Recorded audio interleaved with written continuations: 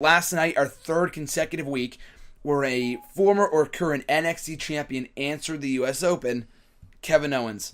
What were your thoughts? What was going through your mind when you were down? Well, when I heard that entrance music, I was just thinking, there's no way. He has a special on Wednesday. He can't be out here.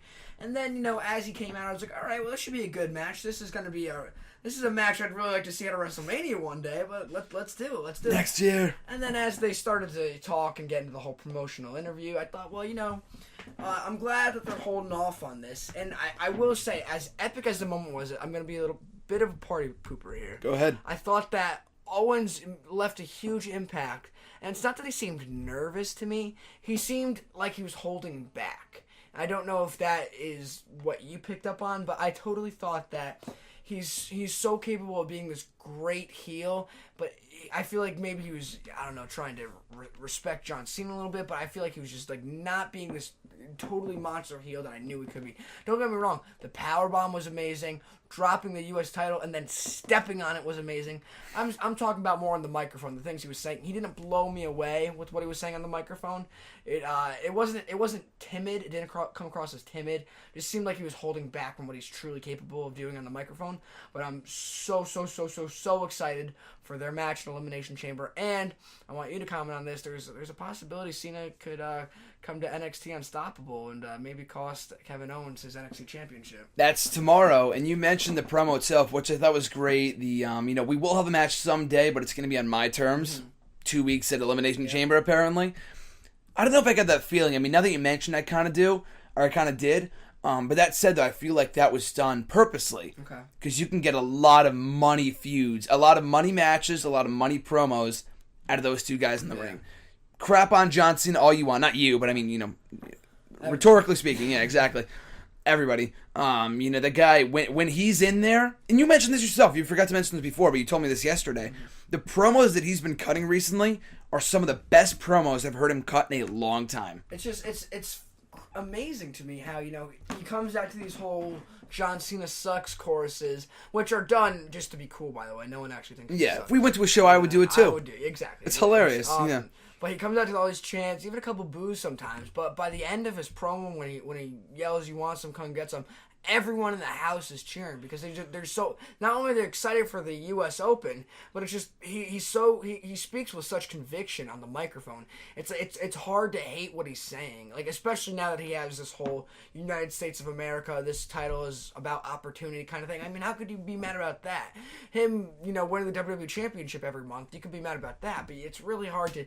He's out there giving these young bucks a shot, putting on great matches, and he starts with great promos. So honestly, this might be a bold statement. It might not be a bold statement. I kind of agree with this, by the way. This has been the best his character's been in a long time.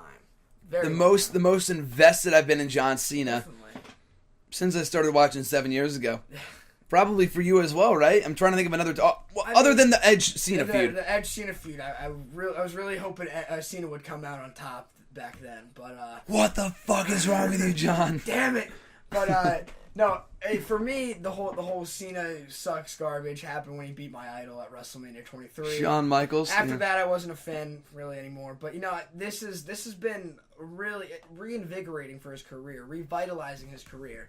Really fun to watch every Monday night at the U.S. Open. That's great. I'm looking forward to it. Like you said, Owens versus Cena at Elimination Chamber.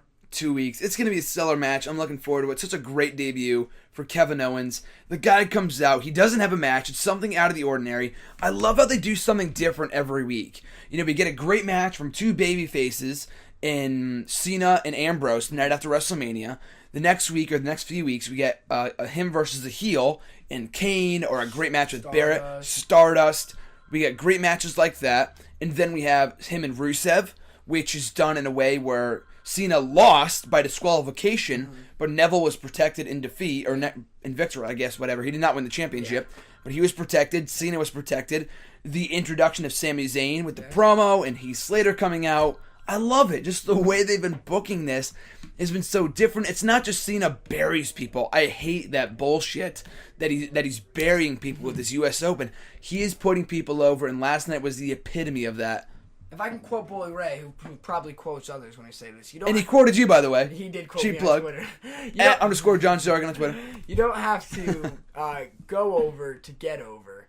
I love that, by the way. And Great. these line. guys, Neville, Zayn, especially Owens now, getting over. Hell, Owens got over last night. He didn't even wrestle. All right, I mean, you don't have to get over to go, or you don't have to go over to get over. And Cena is putting people over, giving them a name, giving them credibility to the WWE universe. Sometimes he's not even wrestling, but it's amazing to see these great matches he's doing. It's phenomenal.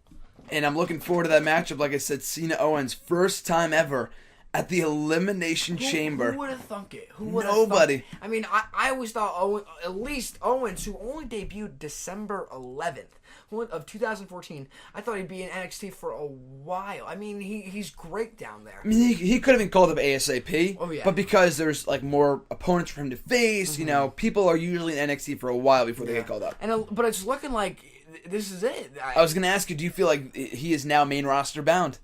After Chamber. I mean, it's tough to say, I just, one, face John Cena at a pay-per-view. Two, for a championship. For a championship. Two, potentially beat John Cena for a championship at a pay-per-view. And then go back to NXT and face, Baron Corbin. So I mean, I'd have to say, regardless of the outcome at Elimination Chamber, I think Owens is here to stay. I really do. And I really, really hope so. Oh. The opponents that he can have on the main roster are endless.